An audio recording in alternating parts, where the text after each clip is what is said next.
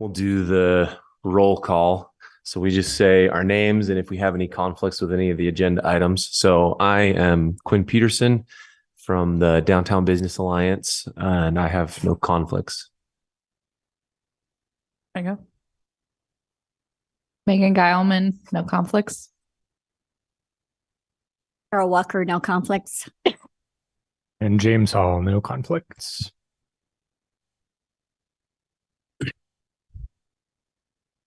And then while this gets pulled up, so this is the design review committee. So we just evaluate building materials, architectural renderings, strictly the architectural makeup of the project. Some communities have design standards. Most zones have some city design standards. There are some other special areas that have adopted additional design standards. We just evaluate these architectural renderings and make recommendations or requirements for these projects to move forward. What we'll do, we'll hear the presentation from the group that's building the project, then we'll have a discussion, ask questions, and then we'll make, and then we'll have public comment. So as you guys want to make comment about any of the architectural renderings, you're welcome to. This then goes to Planning Commission, and they evaluate all the things that they see from us and everyone else. Cool. We're going to read the first item in. Okay, item 1. Cole Smiths requests design review approval for phase 2 of the Legacy Village retirement home, adding 130 additional units in a proposed MDR medium density residential zone located at 4093 North, 100 East.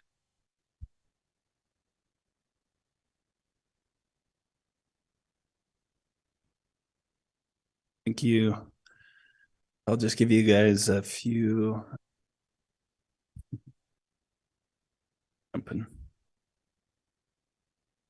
So here's the property the applicant's proposing to build on. We're looking at the location is on the south side of that existing building there where phase 2 is going to go. As you can see here, just on University Avenue and 4040 North. So they're proposing to do an addition that's going to look similar to the architecture from phase 1 that's been there for several years. So this rendering looks like it's already there, but it's the 3-story building that's proposed to be built on that vacant part here. Here's some elevations, just showing the massing and materials that are proposed to be used. And I have their materials board here. I can pass that around.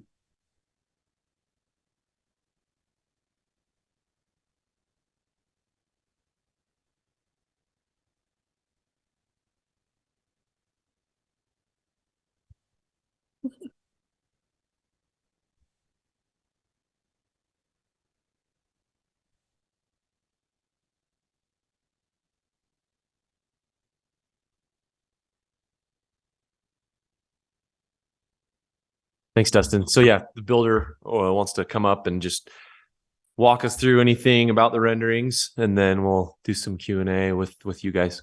Wonderful. So I'm Cole Smith. Thank you for the opportunity. This is Maritas. She's our architect on the project, so we'll let her thought process behind it. The process that we're looking at this project is just extending the existing building. We just want to give more opportunity for growth. It's just matching the existing material, the stucco, the brick, and just having a one reading building. It's not 2 buildings, it's 1 building. We're just extending to have more opportunities. As Cole said, we are using the same amenities that the first building have, or the existing building have. We're going to add more fitness room, salon, another activities that the seniors can use. And they will give a view, a really nice views from indoors to the courtyard, because it's going to be connected from the inside. Just that this render probably doesn't show much on that activities. But pretty much it's just extending or adding more to the existing room project. To add, if you go back to the site plan, you can see the courtyards on the inside. It's always our intention to really activate those courtyards. It gives that natural lighting in that natural area, but also in a very secure, comfortable environment, which is thing that the consumer of these senior living communities really. So those two courtyards in phase 2 will be really important, really activated. Some, bistros and the dining room and all that will kind of feed off and play off nice big windows that go out to those courtyards, plus doors to go out there. It'll look just as attractive on the inside as it will look on outside of the building. Porte-cochere out there on University Ave, that side to allow for pickups and drop-offs, which happens a lot. We want a nice out of the rain and snow and sunlight to visitors to pick up and drop off there. Trying to think if there's anything else size here. Back to you. Yeah, sure. Okay. So committee, what questions do we have for these group? I can start. And Dustin, I assume this also falls into a category that has our typical design standard for building material types. So stucco would be secondary material for this area. Is that right?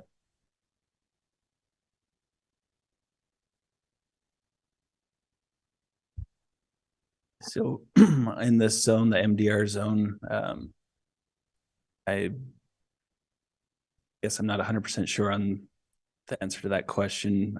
When I did look at it before, it met the design standards. Okay. I don't recall what they were off the top of my head as far as primary, secondary, but. Okay. It just looks like a lot of stucco. And usually it's a requirement that it's no more than 20%. Looks like it's more than that, but I don't know. If it is less than 20, cool. Or if that's not a part of the code in this area, then fine. I'm just checking.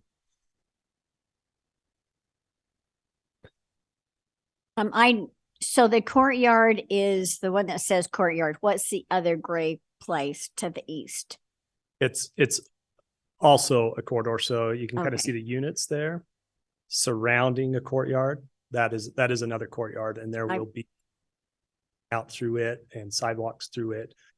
One that says corridor connection, that's connecting the two buildings in that location, if that makes sense. So it becomes one seamless building after. I like the courtyards. fact that they're enclosed. Yes, absolutely. Oh, I know the other point I was going to emphasize, if you go back to the renderings, elevations, we do not have blue windows. I can assure you, they will not be blue like that. Question about the drop-off zone. Will one of them be primary versus the other? They look like they're being treated very equally right now. And just curious if you think that might be a problem for people trying to figure out where to go in. That's a great question. So we have this scenario in a handful of our other buildings, and it's great. The existing building right now is assisted living and memory care. So that entrance on the left-hand side of the screen will continue to be the assisted living and memory care main entrance, while the one on the right-hand side will become an independent living or congregate care living entrance. We'll have two. We sign them both. So people that are coming to visit, and they come and visit on a fairly regular basis, they start to know which one to go to. First-time visitors will probably be, we'll have staff, we'll have a reception desk inside of each drop-off area, each zone. So it's really not that hard to direct somebody to the other side if needs. Okay. Yeah, I think as long as the signage is clear and consistent, then not an issue. I appreciate how it's continuing the design of. I understand why there's a third level. I don't know. I'm wondering if anybody else on the committee has ideas about. I worry it being lopsided, especially driving from the north to the south. That makes sense. Sorry, say what's concern coming from 4200 north? I mean, either side, but I'm worried, especially driving from the north, if it lopsided because of that extra story. And I don't know if there's any design solutions, but that's just a concern I have, I guess.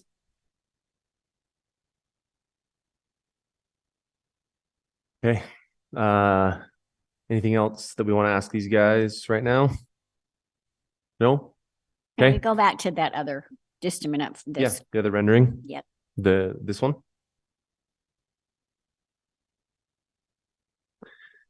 Thank you. Cool. Okay. So public comment on any of these renderings for this project.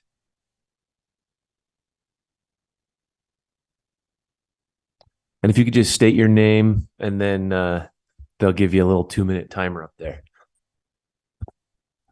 Thank you. My name is Richard Bowler, and I live just to the south of this proposed development in what's called Broadstone Estates.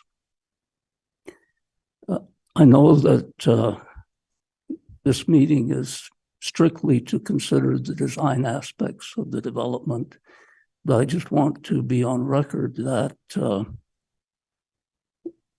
many of us in that area are opposed to the design of the proposed buildings because they are bulky and intrusive and not, in my opinion, the character that should be in a residential area.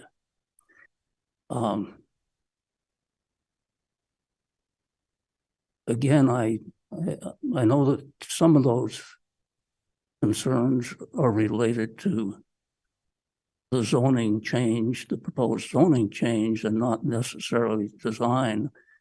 But I just want to be on record that we are opposed to this development. We have, at the present time, collected more than 70 signatures of residents in that area, mostly from the south side, our development, and others to the south of that, who are opposed to this development in the form that they have proposed to you for the design approval.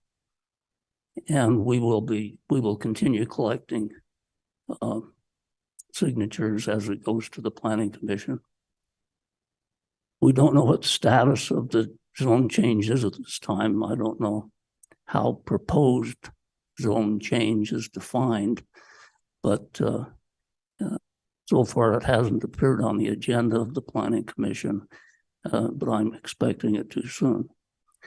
And just again,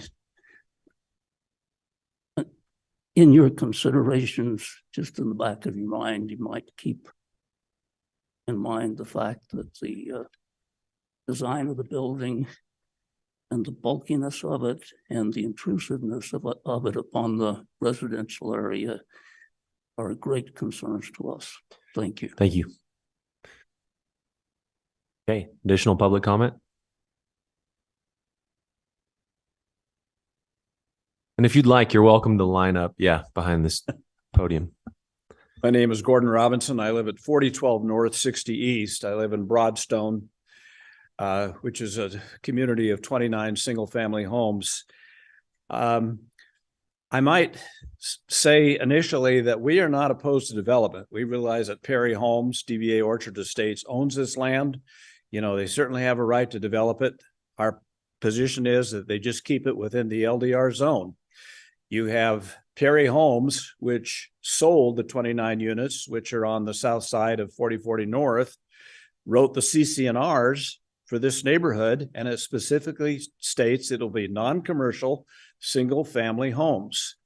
You're going to have potential residential development on 100 East, aka Lover's Lane. There's already been a proposal to develop those 1 acre lots into half-acre lots. You have a 2-story school on the north side, and then the whole west side of University Avenue, Stonegate, the Cove, what have you, are all single-family homes. So As long as they can keep this within the confines of the low density residential zone, we're just fine with that. Thank you. Sharon Mehmet, I just needed to up that same thing in the new neighborhood program at the end of our last meeting, so not on record anywhere. I did have neighbors come to me and say that this is a problem. When they moved into those homes south, they understood that it would be developed, but in an LDR situation. I only bring it up as a committee member brought it up that they didn't expect the third story. I know this isn't really a zoning place, but since it was brought up, I'll bring it up. And again, I also don't know if the parking is really here as much as a zoning thing, but as somebody who does visit people there fairly regularly, to lose that amount of parking on the front doesn't on its face sound like a problem, but when they have their events, they have them out in the parking lot. So you lose most of your parking for the event. And so now we've killed some parking for this addition, and then they have those celebration days where we've also lost parking.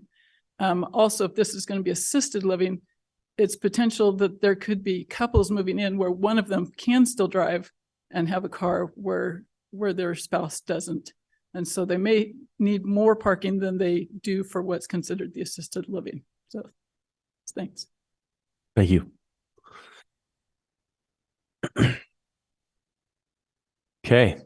Awesome. I think those are all great comments. I think regarding parking and density, again, yeah, that's not really our purview here, but I think they're worth considering at the next level with Planning Commission. Okay. Do we want to make a motion? Any other discussion or motion?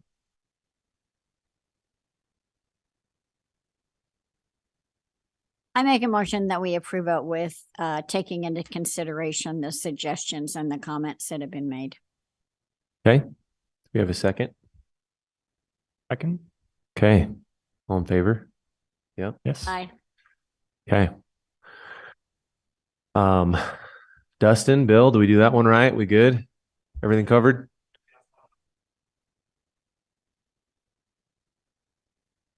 Yeah.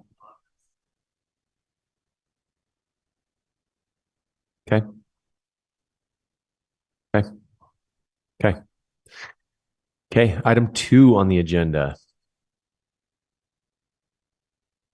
Item 2, Tim Metler requests design review approval for 59-unit apartment complex in the MCU mixed campus mixed use zone located in 90 West, 800 North.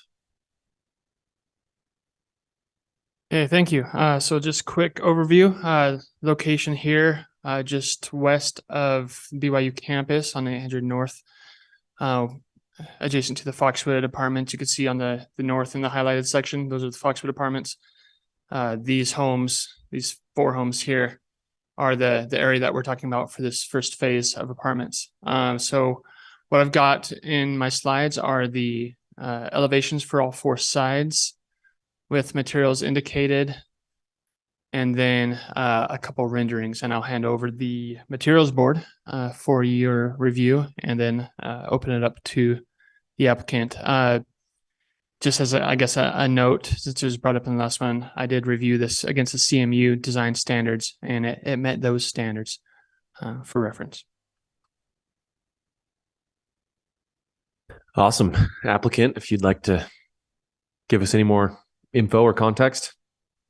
My name is Tim Metler. Thank you for your time. Appreciate your help and assistance on this. So originally, when this was designed, we had a much larger envelope that we designed it for, and it had a courtyard. But with the planned expansion or widening of 800 North, whether that happens someday or not, I think we all wonder, but it cut 17 feet off this. So the courtyard basically disappeared. And so, we're pretty constrained on the design there. We've tried to make it a project because of the proximity to BYU.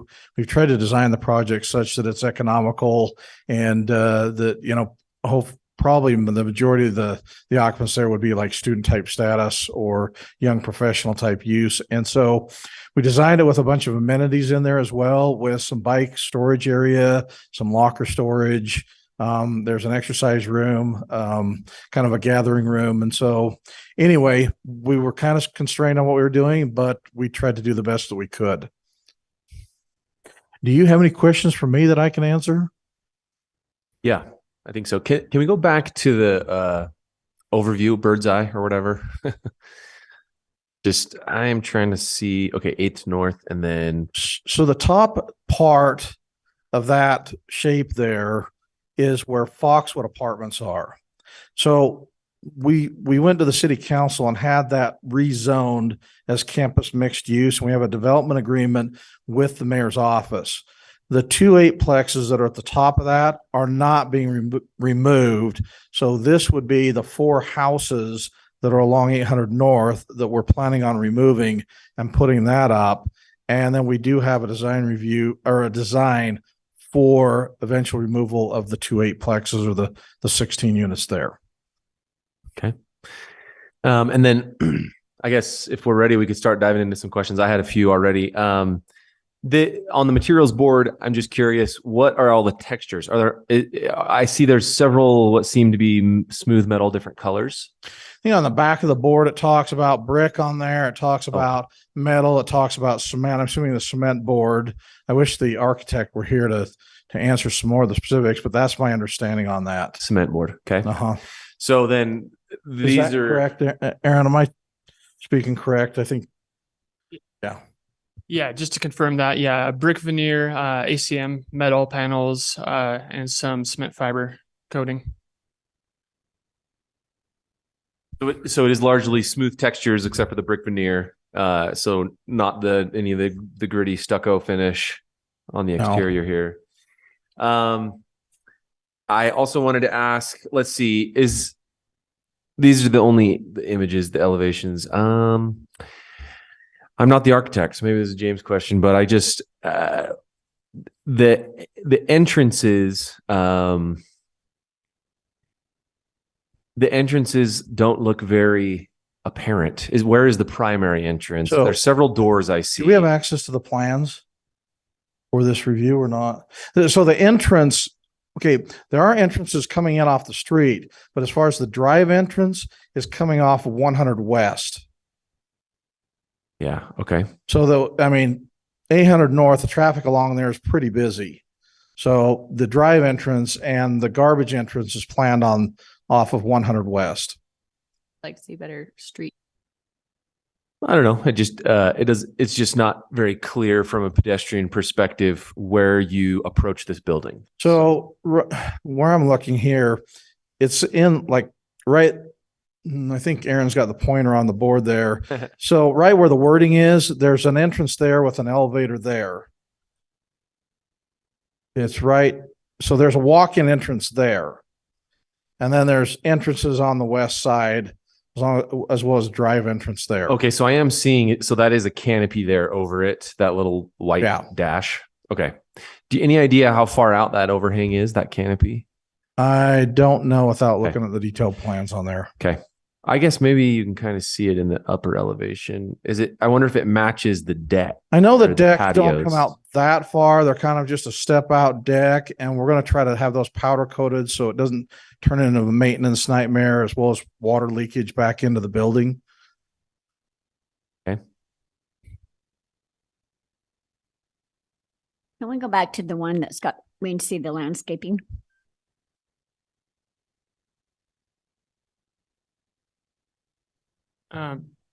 Just as point of reference, we're not really reviewing the landscaping in this plan. Okay. I did wonder, previously we used to always examine it. Is it not a part of our purview, or is it? Because I thought it was. It's not technically. In the past, we had a landscape architect on the board, so he always brought it up. But, yeah. Okay.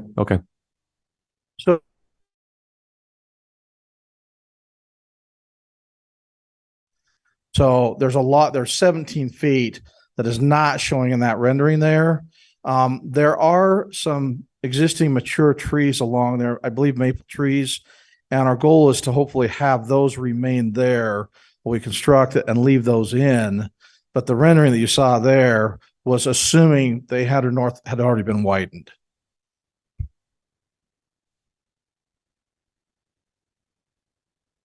Yeah. So just to reiterate what Quinn was kind of digging in on, I do think that the main entryway could use a little bit more embellishment, so to speak. And I'm not talking like silly ornamentation or something, but some sort of different higher contrast, maybe. Yeah. Could we recommend sconces, like additional lighting? I don't mind talking to the architect and making that minor modification on there.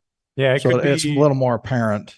There are those panes of glass surrounding that door. Maybe it's just make those all a foot bigger in each direction to just like make it stand out a little bit from the unit doors. Yeah, that feel very similar. I mean, there is some distinction with the canopy as well. The other piece that I find myself often giving feedback on projects like this is increasing the intention of differentiating the height differences.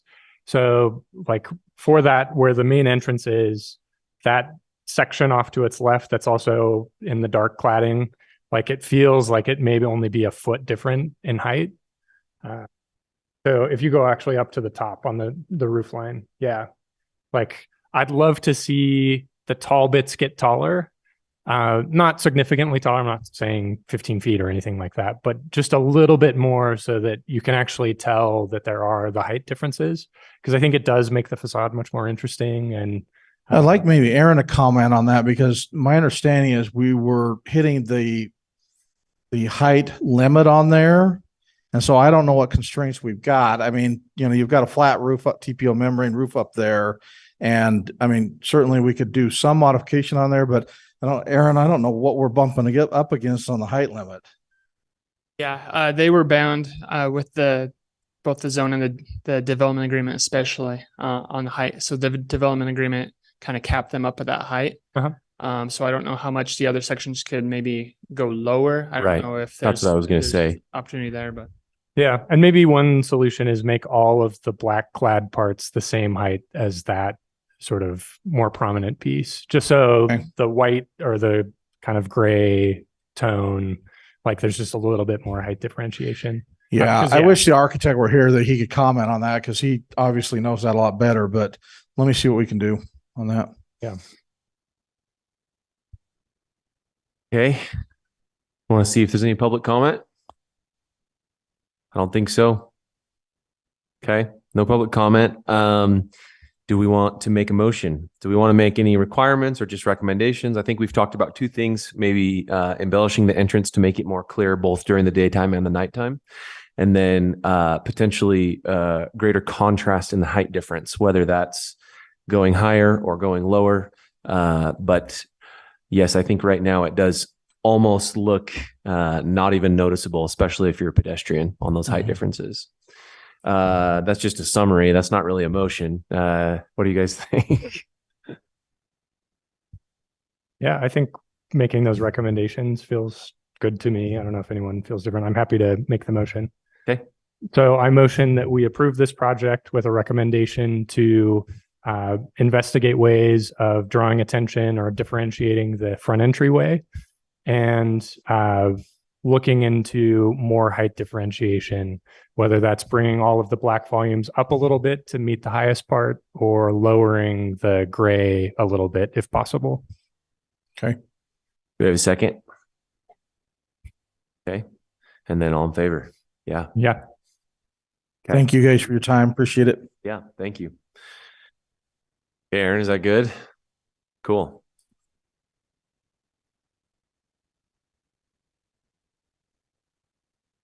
I motion to adjourn. A second. Okay. Hi. Yeah.